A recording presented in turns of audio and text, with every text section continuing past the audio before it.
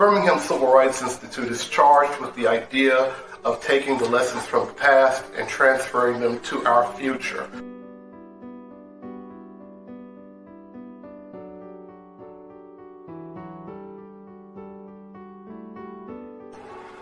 As stewards of history in the Birmingham movement, the BCRI houses incredible collections that show and document where the community has come from and how the Birmingham movement both came to be and was so successful.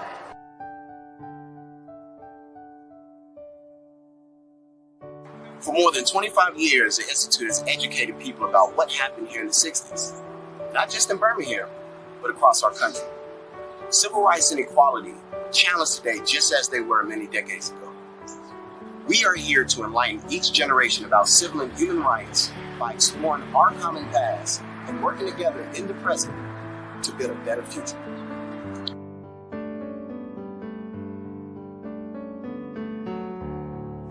Through many educational offerings, we teach the idea that the changes in Birmingham, Alabama were not just because of Reverend Dr. Martin Luther King and Reverend Fred Shuttlesworth and Reverend Ralph Abernathy. A lot of these changes took place because of the youth in this city. And due to that, we have a mission to share with the youth of today what youth in their generations in the past have done. Through our Legacy Youth Leadership Program, we bring high school students from all over the Jefferson County area here to study this narrative and to serve as docents and ambassadors to the Civil Rights Institute. We have BCAP, which is the Birmingham Cultural Alliance Project, where we visit middle school students and we take them through this history and through this narrative so that they can prepare to understand their role in society. We have outreach programs that visit many schools and institutions to highlight the story of accomplishment, the story of overcoming, the story of a power and the movement that people in Birmingham were able to bring to bear to change not only the city, but the state, the nation, and the world.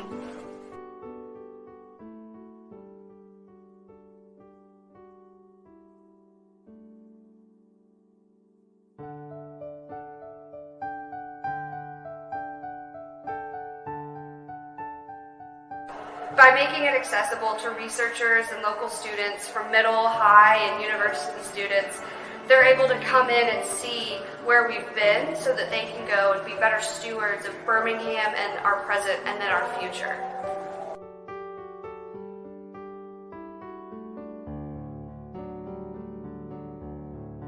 Thank you for joining us for this engaging virtual conversation series. We invite you to help us continue the work for civil rights through racial justice by becoming a member or donating to our work. You can find us on our social media platforms to stay connected with us. Thanks again for your support.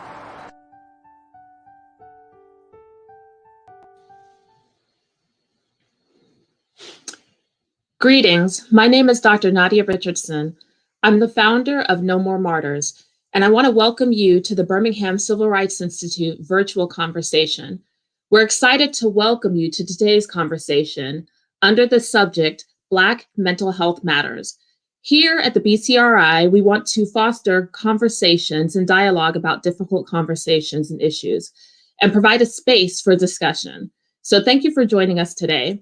I'm specifically interested and excited to welcome our panelists, Dr. Ayanna Abrams and psychotherapist Rashawn Miller, to the conversation. Thank you for joining us today. Hi, Dr. Nadia. How are you today? Hey, Rashawn. What's up, everybody?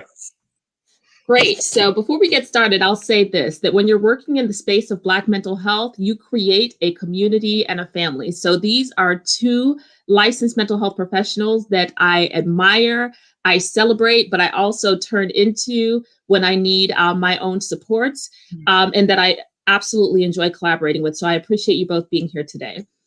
Absolutely. It's an honor. So for those who are not familiar, No More Martyrs is a mental health awareness campaign that seeks to build a community of support for Black women and girls.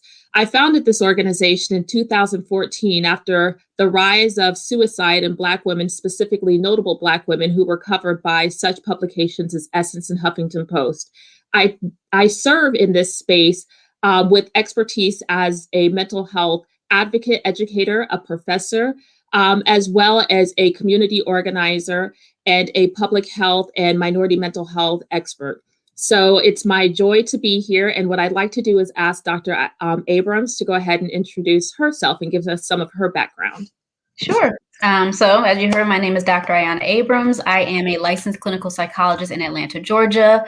I run a solo mental health practice called Ascension Behavioral Health, and I'm also the co-founder of an initiative with my colleague and psychiatrist up in Charlottesville, Virginia, Dr. Kimberly Sanders, called Not So Strong, which is an initiative that we developed a few years ago to offer Black women more spaces to be able to access vulnerability in order to improve not only our mental health, but also our relationship health, particularly in our relationships with other Black women.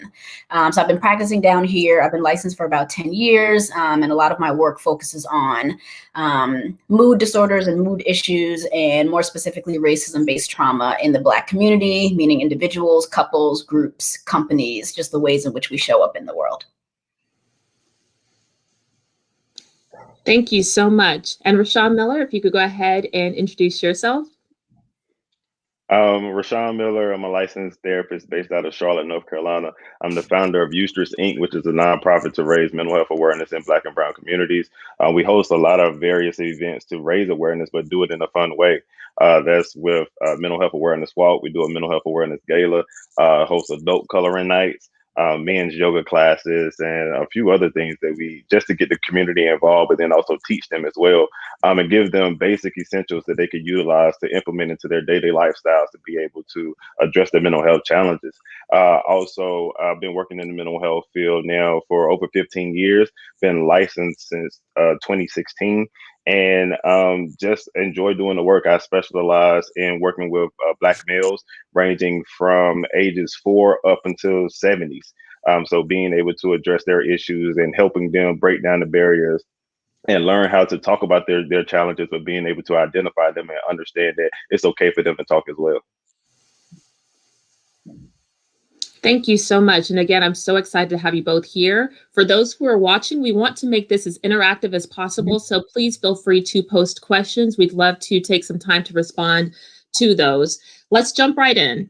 When we're talking about things like driving while Black, mass incarceration, racial trauma, the list goes on in the many ways that systemic racism shows up and shows out in the lives of Black people.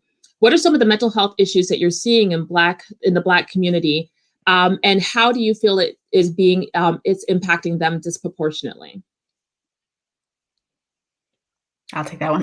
So, the question is, what are, issues that we're seeing in the mental health community that that impact Black people in either inequitable ways or disproportionate ways from white counterparts, and that is everything, right? Any mental health, any physical health issue that you can think of, there are always going to be differences in statistics and differences in how those experiences are embodied, right, on a day-to-day basis by people.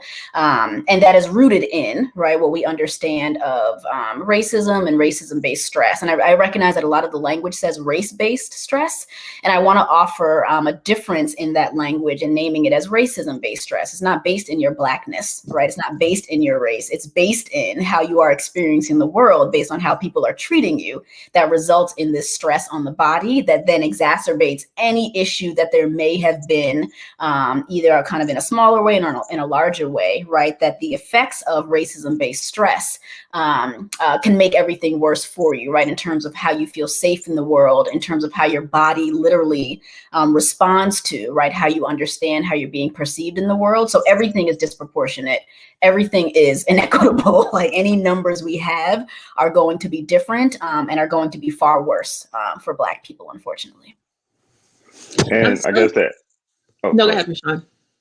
I would say to add on to that, we also have a disproportionate amount of clinicians that are able to serve the Black community when it comes down to addressing mental health issues. So we not only do we have a lot of issues going on, but the stigma that plays a huge role in us being able to talk about it is a hindrance. But then also, if you don't have anyone that looks like you to be able to talk about those issues with, is another challenge. but then also from my own experience when in my master's program, just completely like understanding just the book work that came with it.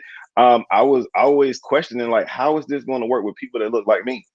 And the language and how does depression actually look for individuals of color, and especially as a man, what does depression look like? What does anxiety look like? So understanding that these things are not always addressed from a cultural lens with the psychological practices. So that's why this work that we're doing is important, because we're serving as disruptors and being able to translate the work that was done before us to our actual community, but then also input our mark on it, because a lot of information is missing from our people when it comes down to addressing mental health challenges.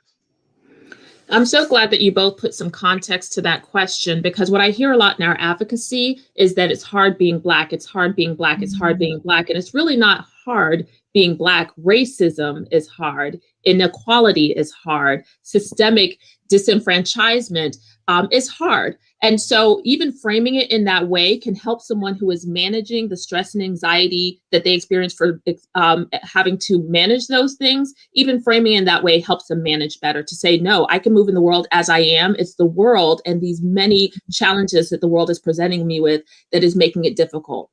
Which is another reason why No More Martyrs says that social justice and advocacy is a part of mental health advocacy, right? Because you have to change the environment so the environment fosters your mental wellness. I have a question for both of you as licensed mental health professionals. The positive thing about the internet is that there's so many phenomenal resources in regards to mental health. You can read things, you can learn things, you can even take assessments on a number of different websites. The challenge with that is that sometimes individuals will self-diagnose, right? They'll try to manage things on their own versus tapping into licensed mental health professionals. As licensed mental health professionals, in your own words, how would you describe race, depression, and anxiety to someone? And then when would you advise that they tap into the services of a professional? That is such a good question in terms of when people come in self-diagnosing, right? I always say, like, be careful with the WebMD and the Google and how far that can go, but also being able to offer space where people feel empowered, right, in that way. So I will always talk to clients that, hey, this is as collaborative, right, as we can make it in these ways where you are the expert on yourself and your body and your narrative. I'm not here to tell you who you are and who you should be and what you should have done. And a lot of people get that mixed up with therapy. I'm not here to give you advice and kind of tell you those things, right? But at the same time, I hold, right, what I understand about people and being able to contextualize that and kind of be able to put that in a historical frame. And then we put our expertise together, right, to then see what we can come up in terms of the best plan for you, right? So you come to me with the expertise on your life. I come to you with this other kind of expertise, and then we see where that fits for you. And in describing what anxiety, what depressive symptoms can look like, how racism can affect the body in any way, that's what I love about it being collaborative, right? Because while we can make these generalizations, it's also about what is your unique experience of any of these things based on what you have been through, based on the narrative of yourself, based on your family history, your relationship history, your work history, or any of those, your medical history, right? And we get to re-narrate your story together, right? I'm not giving your story to you, and ideally you're not, we're working together, right, on this, right? But we can develop, right, together using our language that we're able to now create in the space, in the therapeutic space, to then name what anxiety looks like for you, what depression looks like for you, and then we build that into whatever kind of treatment plan, right? And I always say that the minute something feels off, because you know your body better than I do, then that's the time to seek assistance around, or at least begin talking about it and naming it, that there isn't this right time to come, right? But as we all know, people tend to come later than would be the best helpful for them, right? So the sooner you can come in terms of your access to that, I say come on in and check in with us. I agree. But I would say, a lot of times we see clients based off of, when they're going through a crisis and they feel then they want a quick fix for certain things. So understanding that there is not a quick fix for things. And like Dr. Abrams said, like we are not here to tell you exactly what to do. We're here to help you pinpoint your own structure and your own way to handle your business. But I would say it's always good to go talk to someone, no matter what, whether, because life is going to always throw you lemons. And so you having those skills before those lemons come at you will allow you to turn them into lemonade or allow them to hit you in your face. So I would say, you know, being able to talk to someone, but then a lot of times we don't even realize some of the traumatic events and stuff that we've been through from our childhood and how that spills over into our adulthood, or it spills over into how we parent, or, you know, how it spills over to what we instill into the children that we're dealing with on a daily basis. So being able to talk those things out is definitely great. But, you know, reading stuff online, again, like I say, it's not a one size fit all things. And so, you know, reading stuff online and self-diagnosing can be detrimental, especially if you're not being able to talk to a licensed professional, because I mean, that's what we went to school for, to be able to help you go through those things. I wouldn't go out and try to build a house based off of what I see on YouTube. I would actually pay a carpenter to actually, you know, do it for me. Thank you. So there is a push in the mental health advocacy world to decriminalize mental illness. And what I mean by that is that oftentimes where individuals do not have access to care, they self-medicate. And that can be done with illegal substances, that can be done with the abuse of alcohol. And we're seeing a rise of that even now in midst of COVID. However, as we know with the criminal justice system, that disproportionately affects Black and Brown. So what you find are that a lot of individuals who are being arrested, Black and Brown, are actually individuals who are managing mental health concerns that they did not address or did not have access to care for. So what are your thoughts in regards to how individuals can manage those things in a healthy way? And then in regards to the work being done around decriminalizing mental illness, what do you think the criminal justice system needs to be aware of? Go ahead, Rashawn. Well, I would say one of the first things is that the criminal justice needs to be aware of decriminalizing being Black in America. And understanding that, I mean, that comes with its own issues within itself. And, you know, if you can't expect a police officer or a first responder or anything to be able to help someone that's Black if we can't even trust them because of their badge and their uniform. And so that puts us in a awkward position right there. But then in addition to that, being able to, we don't get the benefit of the doubt for certain things. Like if you have an individual, like I forget his name, the guy who went into the church and shot up everybody in South Carolina. And then, you know, when he goes to court, they were saying he has a mental health challenge. Or you have if it's a white individual that shoots up a school or any of those things, they'd be like, oh, he was dealing with depression, or he was dealing with these things, or he was bullied and all of that stuff. You don't hear those narratives for an individual that was Black, whether they commit a crime or not. You know, we don't give them that, you know, understanding their backstory. All we say is they're a thug or they're a criminal or they deserve certain things, and that's it. So how can you be able to decriminalize mental health if you don't even see these individuals as people first? Yeah, there's Dr. Abrams, you're like a whole other like 5-hour conversation, right? But absolutely agree that there's, you know, that is another step right before even looking at how racism affects, right?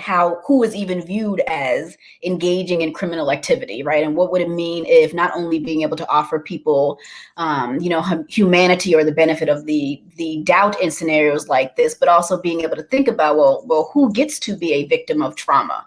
Who gets to be, right, seen as someone who is sick or ill or needs help in these ways, right? And it tends to be people in certain bodies of certain hues, right? That I offer this curiosity, right? Of what have you been through, not what are you doing now, and really looking at who do we give the benefit of the doubt to even ask those kinds of questions, to then think about how we're going to help somebody resolve this, right? Do we see them as the problem, or do we see a problem existing around them that we actually want to partner with people and help them with in terms of mental health challenges or what we deem as, you know, criminal activity?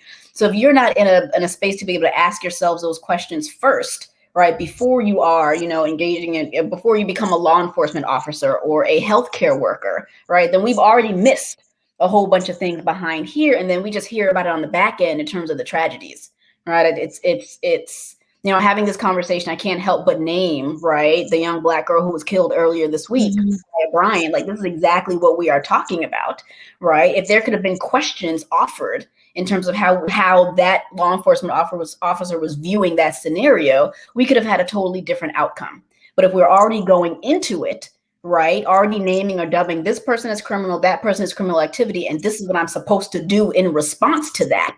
When they look like that, and when they have that in their hand, there's one outcome, right? So until we can entertain other questions like Rashawn was asking, nothing will change in this way. And that's where the decriminalization starts. It doesn't actually start with the conflict or with the thing that's happening. It starts way before then, but that's the part that we're not engaging in, engaging it after the harm has been done. And then, Dr. Abrams, I feel like, you know, when you look at the justice system or the prison system, are they really trying to rehabilitate these individuals that are in the system? You know, are they providing them the care that they need, whether that be mental health services or, you know, drug treatment or any of those types of things? So that's a whole other thing. And so then the individuals that are able to get out of that system, when they get back on the streets, what do you think they're going to do? It's a cycle. Absolutely. Absolutely. So in that case, and this is one of the questions from the audience, how do you support or what guidance do you give to a client who is showing absolute fear of law enforcement? Validate it. Like to not penalize people for their fear of the criminal justice system, of the healthcare system, to validate, I understand why you would feel that way. Where is their space, right? Where's their opportunity for you to engage in or feel safety, to feel encouragement? Like, where are those spaces that you can get that? Because I understand that might not be your go-to in those ways. And I understand what you've been taught and the tension that comes up, right? When we have been taught all of our lives, hey, if you're unsafe, call police. Hey, if you're unsafe, do this. Hey, if you're unsafe, do that. When we access a different, layer of consciousness around that, where we understand like, oh, those systems maybe are safe, but not safe for me, right? What else can I access in these ways? It's tapping into the creativity, right, of who we even view and value as a support system, right? But not to shun people who say that they are fearful in these ways, but let's actually talk through that and offer you some space and room to feel that, because that's real. It's definitely real. I mean, I'm not even gonna lie. I'm scared of the police myself.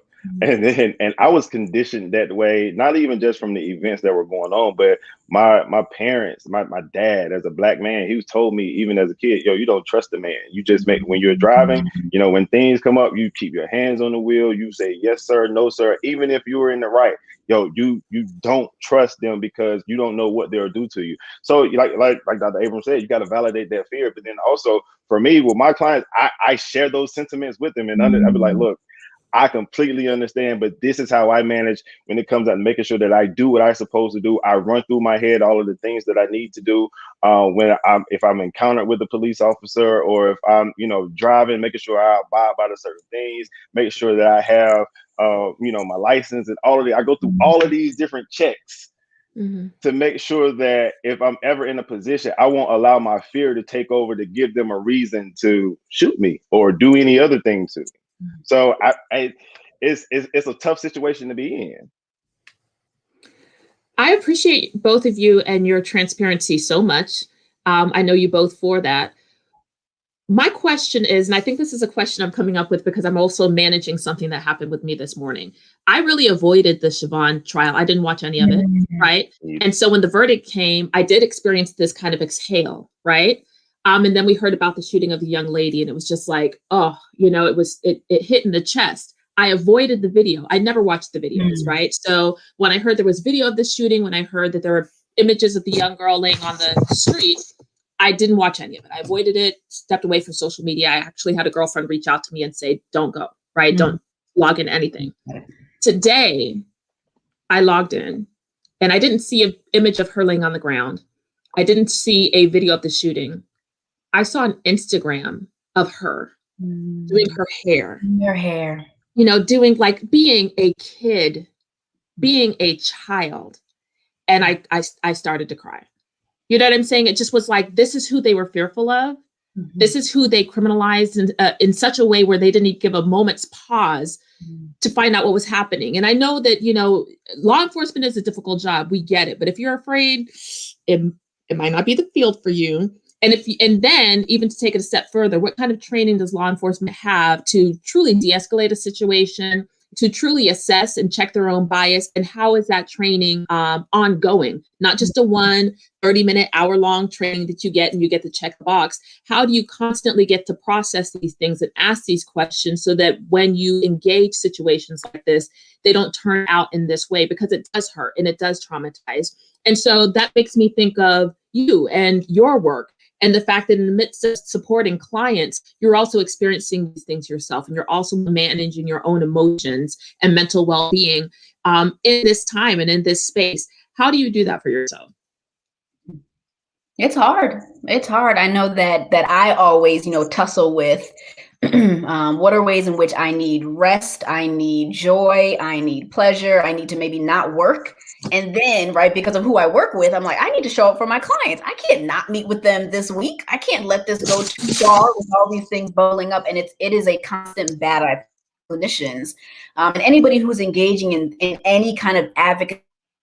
What continues to happen, right? Given that we continue to be re-traumatized and we're also holding space for this trauma of our clients, and then we have secondary trauma, it's a tightrope. And I don't know if there's a right or a wrong way to do it, other than kind of offering yourself the honesty, right? And I've been more honest with my clients over the last few years of what I'm holding, what I'm sitting with, and just being able to say like, hey, I'm here in this space. This is what I can offer. I might not be able to offer all this, so I can be here in this space with you, but really honoring the humanity, right, that we also bring into the space, because we are not taught that in school. We are taught blank slate.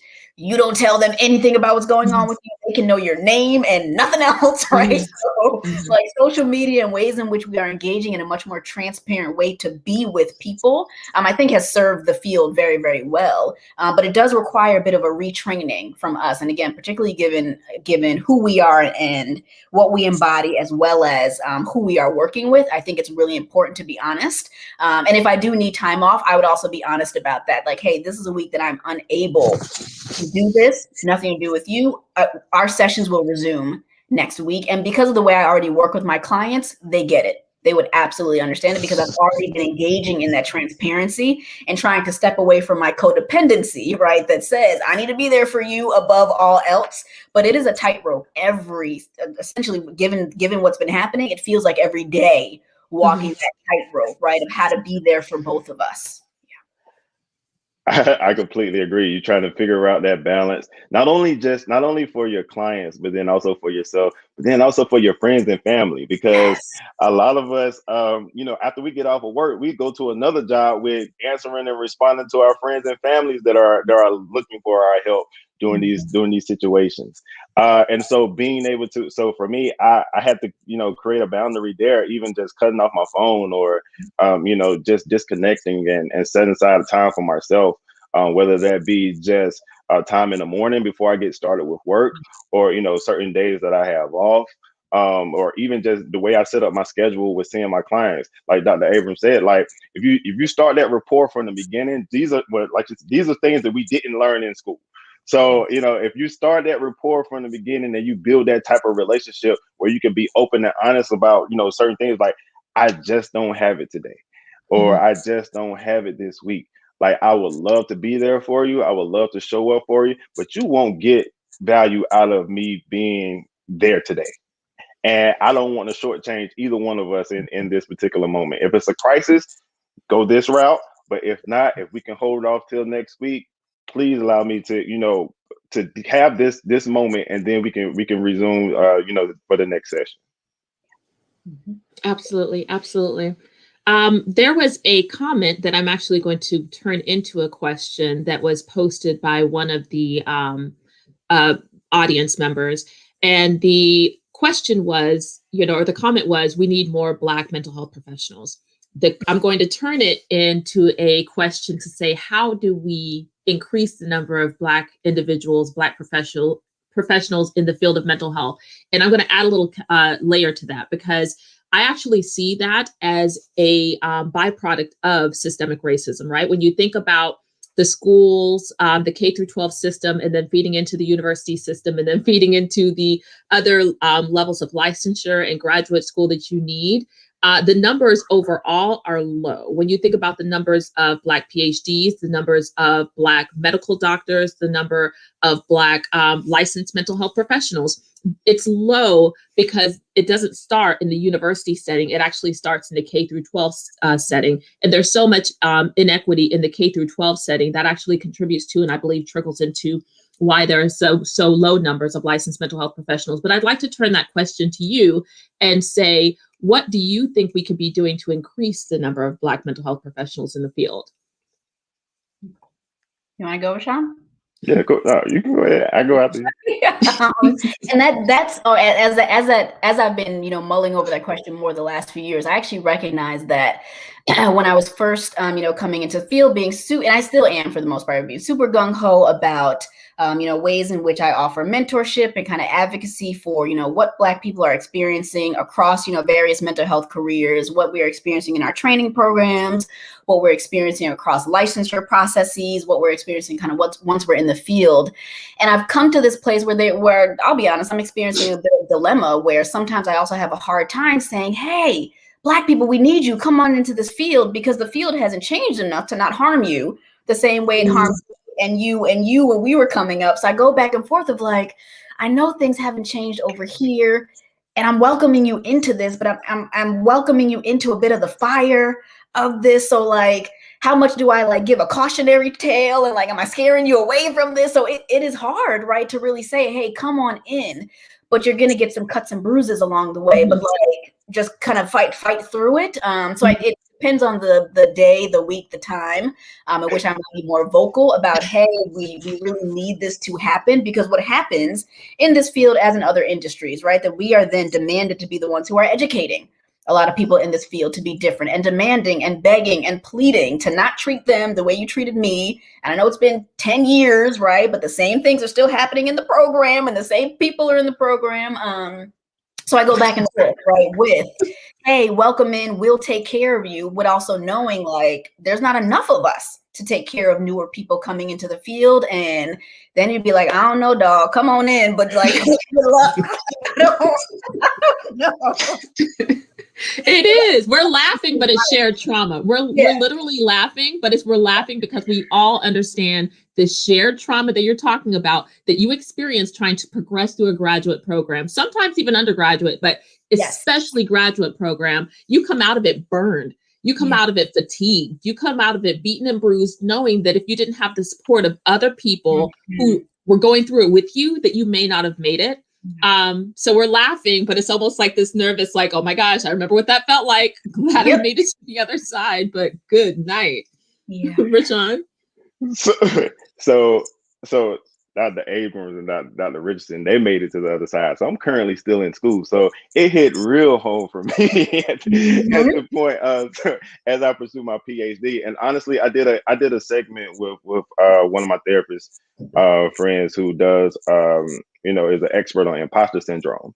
And so we talked about my issues with dealing with imposter syndrome in my actual PhD program, because just, like you said, the systemic racism or, the systemic structure that keeps us out of those spaces, even when it comes down to, for me, writing a paper, and I got to write it in APA format.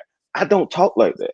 I'm intelligent, but I don't talk like that. It's a struggle for me to write my paper.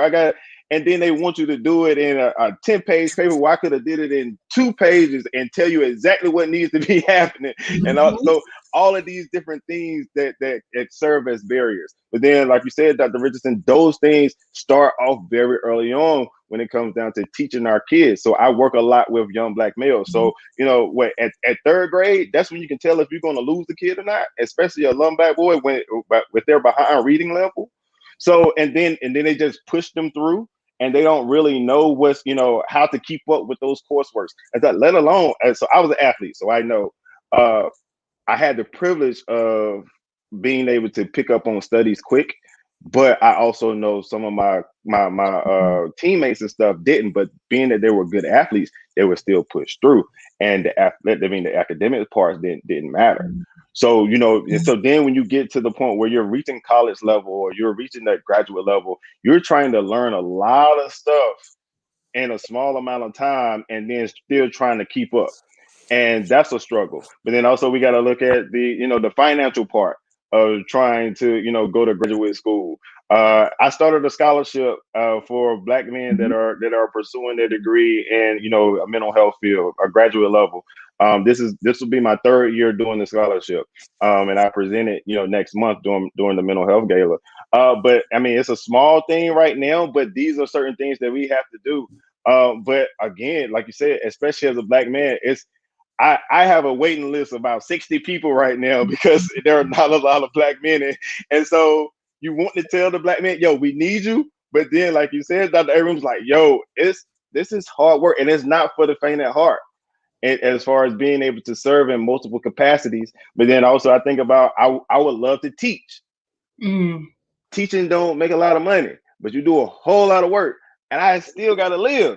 I have a son to take care of. I have so you can only do a certain amount of things. And let's be real about it. When you go into the counseling profession, therapists don't make a whole lot of money, especially with the populations that we work with, whether that's Medicaid and insurance panels and all that. They don't pay therapists a lot of money to actually do the work that you're actually doing. So that's another layer to it, where you try to want to engage people and tell them to come into the field, but then you're like, are you ready for this struggle?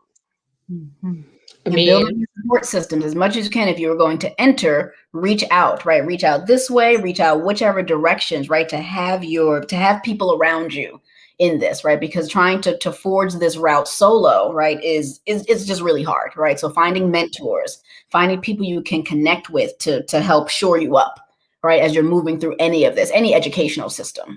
And really also even doing the work on the other end of making revisions to how individuals are trained, right? So as far as licensed mental health professionals, we need more Black mental health professionals. We do. I agree with that sentiment. But we also need more culturally competent, culturally responsive mental health professionals. And they're not going to get that necessarily out of the required curriculum that they have to take to become licensed. They can become licensed and never talk about bias. They could become licensed and never talk about systemic racism. They can become licensed and know nothing about social determinants of health. And those are the things that they need to understand in order to provide culturally responsive care. And that's not happening. So yes, we do need more Black licensed mental health professionals. It's so important.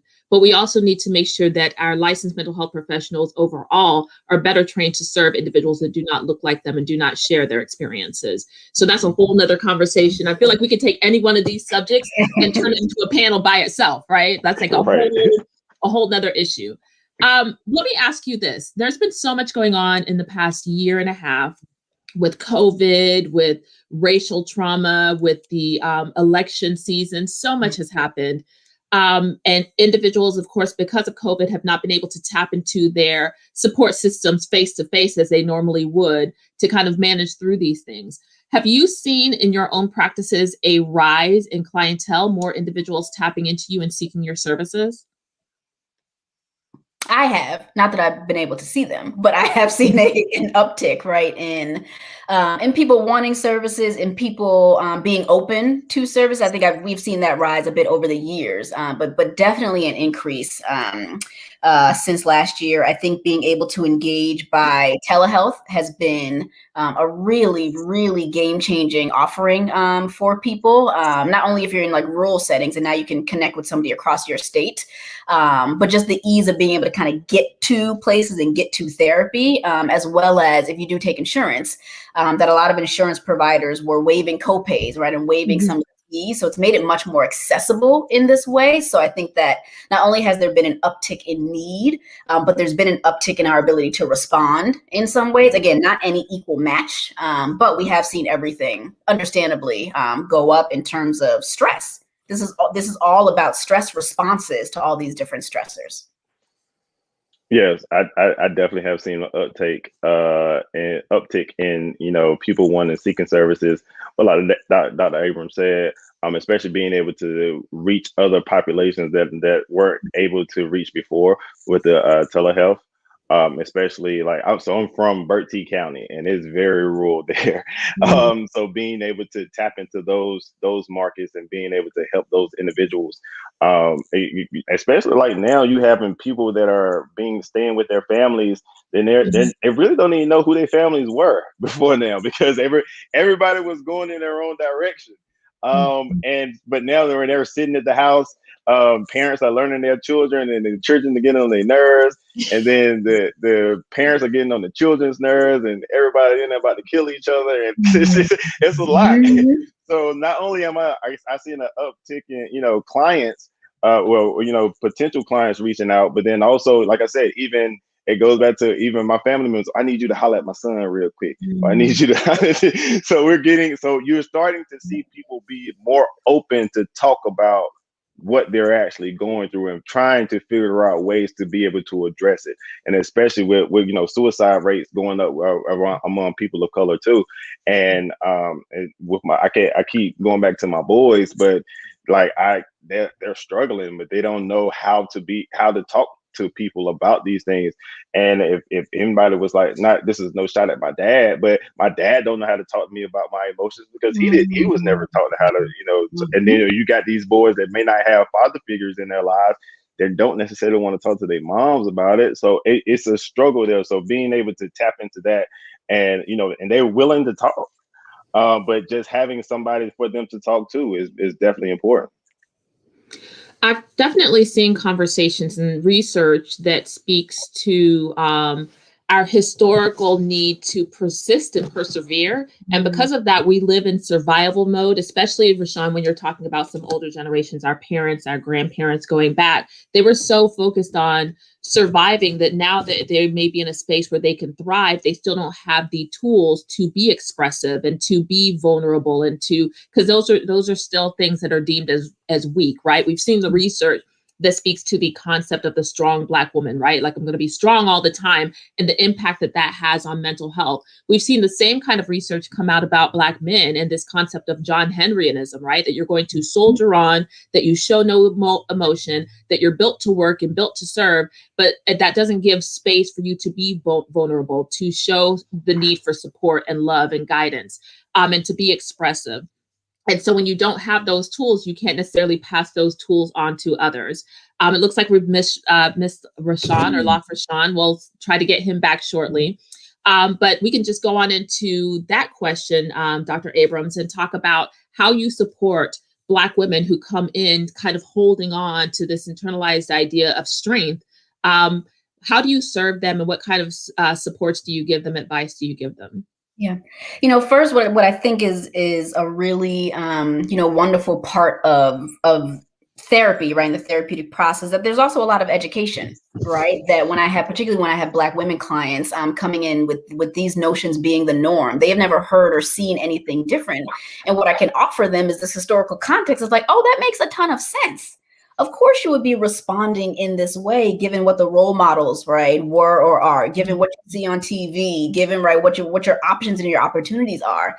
And just being able to name it and validate can oftentimes open up so much, right, when you're like, oh, like that makes sense, right? It's not working, right? But it does make sense why I'm operating this way. So being able to kind of pull initially in that validation, being able to help people with some compassion and room to kind of pull themselves away from the shame and the blame, right? That I am feeling this way because it's my fault. I'm not doing enough. I should be able to do all of this and, engage in the self-care Olympics that I'm seeing all over, Instagram, that I should be doing with my morning routines and my breaks during the day. And then my facial routines at night. I need to have all this time to do these things and, be the best mom, parent, all that stuff. So being able to validate, where this comes from, right? Validate kind of what they understand of this. And then again, collaborating on when there is room for them to be different. Is there room for them to have a different narrative that doesn't say that if I do less, I am less, right? That if I do less, I am worth less, right? But being able to really tap into this belief system, right, that we've been taught or kind of trained into, and offer a reframe to them can be really helpful. And then allowing them to process, right, and then say, hey, what do you have available to you, right? When we think about how you are using your time, and if you take your time back, right, away from all these things you've been doling it out, right, in a certain way, what could you do with that time? What could you even envision for yourself with this time back and giving them some room? It's not an immediate process, right? I always talk to clients about even when they think about taking a break, that they'll then be hard on themselves. Like, I can't even vacation right.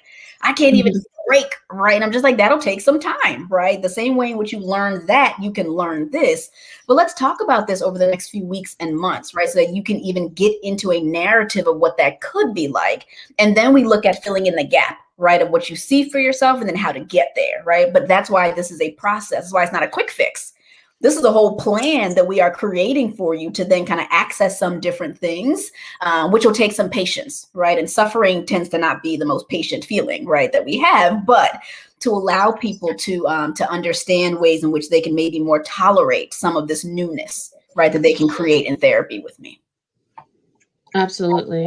And there has been this kind of commercialization of self-care, right? Like self-care looks like going to the spa. Self-care looks like going to the beach. Self-care looks like all of these things that can be bought and purchased. So if for someone who is looking for a way to, decompress, it might cause them anxiety that they can't go vacation in the Maldives, right? Like they financially aren't able to do that and they can't take time off of work and it's the middle of the school term and they've got children.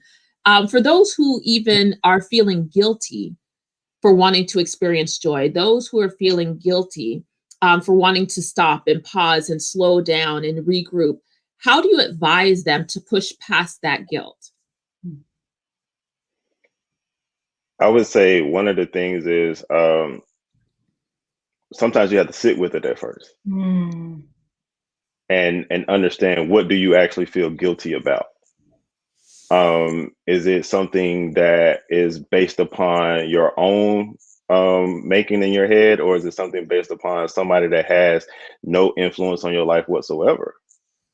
And being able to, be able to sit with that, understand that aspect of it, but then sit with it long enough where you don't feel guilty, and understand that you deserve that opportunity to rest. You don't have to work for that rest. You deserve that. We all need to sleep. We all need that time to decompress. We all need all of these things to do, but then also trying to figure out who are you comparing your life to? Are you living your life for yourself? Or are you living it for somebody else? Dr. Abrams? Yep, absolutely. I think that is allowing the space, right, to offer people a practice in sitting with whatever the emotion is versus reacting to it, right? Because oftentimes when guilt comes in, we make the assumption that guilt means I've done something wrong. Guilt means something is going wrong in some way, so I now need to remove this tension, right, by doing something about it, versus helping people understand and believe and practice that they can tolerate that guilt and then get to experience what might be on the other side of that, which is maybe the relief, the break, the rest, the joy, the encouragement, whatever the things might be on the other side. But offering them space to really practice and sit with the tension that the guilt comes with. So then they get this new narrative afterwards, like, oh, I thought I had to do that about guilt. I thought I had to get rid of it. It's like, no. Guilt is information. It may be trying to help you assess what might be going on, but give it room and it's not going to last that long, right? But again, with people not having more of an understanding about emotions and the emotional intelligence that we can bring in into their lives with a little bit of this education, the notion is that if something feels unpleasant, I must get rid of it, versus being able to use that as some kind of information. This might be trying to tell me something. Let me give it some room, right, to maybe do its thing. And then I'll also notice this will go away. This emotion will not stay at this intensity, right? If I don't do the thing to like grab it and react to it and make it go away, it will move on its own. But again, we're not taught that. That's why I love that there's a little bit more, social emotional education, right, in the K through 12 system now. Still not enough, but to be able to help even as children, right, understand that, hey, that's there. It's not bad or wrong, but it's there. What could it mean? What can you do with that? And how can you allow your body to feel the tension of it? And then notice that the tension doesn't last forever. And then now you can move on to the next thing. Absolutely. So what we're seeing now is also a lot of campaigning around pushing past the stigma of mental health, push past the stigma. We have to destigmatize. And I think that there is value in that.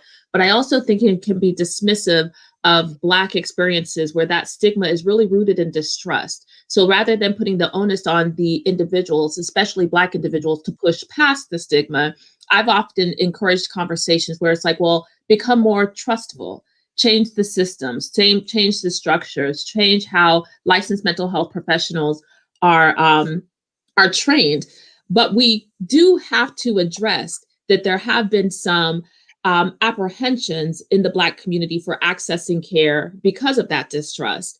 And so my question to you is, for you in engaging individuals who still have that distrust, who still don't even think that they need to access a mental health professional, who are having difficulties managing their lives but still believe that they can persevere, what kind of advice do you have for them on how to find, select, and commit to their own licensed mental health professional?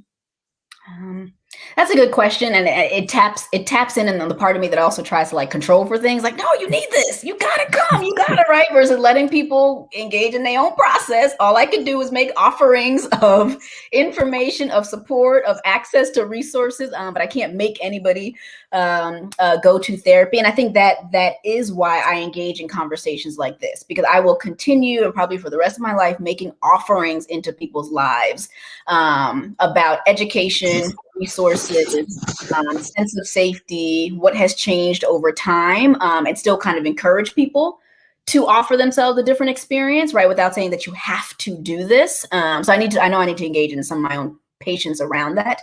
But again, I think it goes back to that validating, right? That can be true and this can happen. All of that is absolutely true in terms of how the system has harmed us in kind of various ways. And, what does that mean for you? What are the fears about? So really just being able to process with people. But I'll also make note that however way in which we are talking now, they're already doing something different. If by any means that you are talking to me about mental health or therapy or advocacy in some way, something's happening where you showed up to this talk. Something's happening where you've pulled me aside and even asked me this question. So listen to that. There's something happening with you. I don't know what it is, but like there's something already there. So what could it look like if you actually listened to that and leaned into that versus finding all the reasons that you shouldn't be doing that? You're having this conversation for a reason. You didn't have to show up to Facebook today for this. So there's something calling you here. What if you ask that something where it's coming from and then see what you come up with? And that's usually where I try to leave it. I might slip them a business card or something, but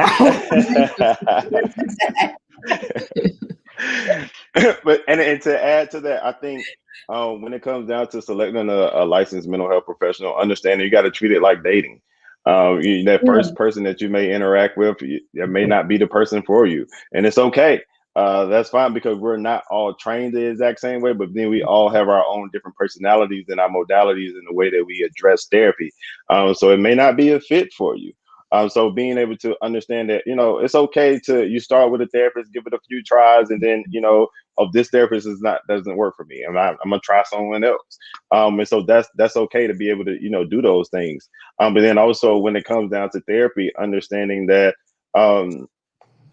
it's an opportunity for you to have your own space to really be your authentic self. I know when I engage in therapy, I felt like I was able to really let loose of a lot of things and a lot of masks that I wear out in public, just because you have to put on this face for so many different people, whether that's the face for people that you work with or work for, whether that's your family members. You got to be that strong person within the family, or, you got to be in front of your boys and you can't show certain emotions and all of those things. But this is where I can really be my authentic self and learn how to navigate all of these other different spaces and understand how that plays into my own well-being. Okay, here's one more question, and then we are going to wrap it up. Again, there have been at least 2 other police shootings that I've heard of since the verdict came back from the Chauvin trial. And we've also seen an increase in mass shootings in the country over the past month and a half. We also know that research has said that exposing yourself to these images, whether they're on the news, whether on the social media, can give rise to symptoms that are very much in line with PTSD. And so for No More Martyrs, we often say, especially in regards to the law enforcement videos, you do not have to watch to be woke. that it's actually good for you to step away from these things and not constantly expose yourself to these things. What advice do you have for individuals who have been exposed to images that maybe they weren't able to avoid? Because sometimes these things just pop up on their timeline. Sometimes they just pop up on the news that they might happen to be watching. What advice do you have for individuals that are experiencing the angst, anxiety, and stress and depression and even fear that come from exposing themselves to these images? And like I said, I think it's great if you are already able to set those boundaries in terms of news, images, social media, and when you find that it's just you're scrolling and minding your business on social media, right, and then it shows up and you find yourself having those responses to that. If you already know and kind of have tools that allow you to soothe yourself when you are feeling more anxious or having, kind of racing thoughts about things or noticing your heart rate, being able to offer yourself any room to slow any of that down. So we would call them grounding techniques, right? So giving yourself space and some time, that might be a few seconds, that might be a few minutes, to allow your body to kind of move through whatever process is moving through, but trying to focus on something that feels like still and feels in your control. I think this is where your social support system comes in, and being able to name that this is what I'm experiencing, this is what is happening. Has that been happening for you? I'm finding my heart race. I'm finding it hard to fall asleep, right? Because now I'm kind of seeing things in this way. This would also be a great time if you're able to access any mental health support to be able to navigate that, because it's real and somebody can help you process how that is impacting you, right? And what are some other tools that could be more unique to you to help some of these things move through your system, and then to engage in whatever processes you can to protect your peace. That also might be a time to reflect in terms of who you are following on social media, even if they are this, person who you like or love following. If they are a person who tends to engage in the news in this way, they might need to get a quick unfollow or hide or whatever the resources are on social media to be able to protect that as much as you can, and then kind of move forward in a way that puts some guardrails up, right? Which doesn't mean that you are ignoring it or being ignorant to it, right? But based on who you are and what identities you hold, you may not be able to engage in the same rhetoric as other people, and also knowing that that is okay. You don't have to have all of the stories and have all of the reports and be able to have all of the conversations, particularly when it comes to trauma. So allowing yourself some grace to retreat from this, right, and find other spaces of rest would be really important if you already find yourself being negatively impacted by it. Oh, she covered everything. Okay, well, we've got about 5 minutes left. So what I'd like to do is just ask, and I don't know for those who are watching, what you have here are 3 founders of organizations that are national, right? No More Martyrs is founded and headquartered here in Birmingham, Alabama, but we're a national organization. Rashawn Miller has founded Eustress, and he is located in North Carolina, but it's a national organization. And then again, Dr. Abrams is located in Atlanta and is the co-founder of Not So Strong, which I know personally has had a national reach. So why don't we close out by you letting our audience know how they can find you and follow your work? And any upcoming projects that you might have. I don't know why you being so bashful. Go ahead, Dr. Abrams. I'll be having stuff coming up. I'm always supporting other people. I don't have any per se personal projects coming up, but the name of my practice is Ascension Behavioral Health, where I see individuals, couples, groups. I work with a lot of organizations in navigating racism and identity and diversity in the workplace. Not So Strong, like I said, was co-founded a few years ago, and we offer different conversations about allowing Black women vulnerability, right? What language we have for that, how to even understand and practice vulnerability, because we say it a lot, right? There are all these things in books and all this stuff, but it doesn't mean that we actually understand what that means for the body, what that means for our health, and even kind of what tools to kind of build up to vulnerability. So we focus on that, and we actually focus on it in terms of Black women in platonic relationships. So we focus on Black women who are sisters, mother-daughter pairs, and Black women friendships, right? because there's enough people talking about romance and all that stuff, right? But to be able to remind Black women about the resources that we have within ourselves and amongst ourselves to kind of come back into that is what we focus on. I don't have any upcoming events. I'm supporting everybody else's, Mental Health Awareness Month events, which is next month in May, and July being Minority Mental Health Awareness Month. So I'm gonna show up at some people's stuff there, but I don't have anything personally coming up outside of something that I think that Dr. Richardson will talk about in a minute. So, okay. Well, let me also say this, since, if you've got a friend that won't celebrate themselves, you celebrate them for you. Please check out Dr. Abrams' website. She's been featured in Therapy for Black Girls, in Essence, and a number of things. And I believe she serves on the board for Black Girls Smile, which is another organization out of Atlanta. So I encourage you to look up Not So Strong. I encourage you to look up Black Girls Smile. Dr. Abrams and I are actually collaborating on a book project. It's called Misogynoir and Mental Health. So I encourage you to go to the No More Martyrs website and look up information about that. We actually have an open call for chapters. And then Dr. Abrams will be speaking at the No More Martyrs Minority Mental Health Awareness Summit in July on the same topic of misogynoir and mental health. You can also find No More Martyrs on our website, nomormartyrs.org.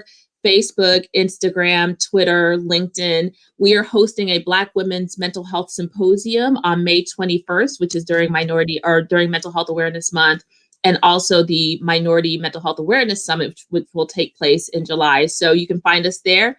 Rashawn, I know you guys have some great things coming up, so please let our audience know how to find you. You can find, if you can spell my name, you can find me. I'm the only one out here. But coming up for Mental Health Awareness Month, Eustress hosts this will be our 6th annual Mental Health Awareness Walk. But we're going to do a hybrid this year. So people that are here in Charlotte or the surrounding areas, please feel free to join us for the actual walk. But then also we'll have the gala as well that evening. At the actual Mental Health Awareness Gala, we will I'll give out awards and Dr. Richardson actually won an award, but she wasn't able to attend the actual gala, but she won an award a couple of years ago for her organization. So we get our awards for Organization of the Year, Peer of the Year, and then Clinician of the Year. And then this is also where I give away the Why You Stressing Scholarship award to a Black male that's pursuing his degree in the mental health field. So that's coming up May 15th. Check out eustressinc.org for the information on that. Registration is free. Also, we're doing the Eustress in Color Adult Coloring Night. That's going to be coming up soon. That's also a hybrid event as well. So that's going to be sometime in May. I be having so much stuff going on, but like it's so hard to rattle off. But those are the major things. But no, if you can spell my name, you can find me. But then also Eustress Inc. As well as where you can find the other information. And please check out his book. Rashawn wrote a book that is really phenomenal, and I encourage people to tap into that and learn about his life and his story and what really led him into the field of mental health. So thank each of you for being here. Thank you to the Birmingham Civil Rights Institute for facilitating and hosting this conversation. And look out for more from the Birmingham Civil Rights Institute, even in the space of mental health, because I do know they have some programming scheduled for May in recognition of my Mental Health Awareness Month. So you can follow them at bcri.org. And thank you everyone for attending. Thank you. Thanks everyone. Thank you.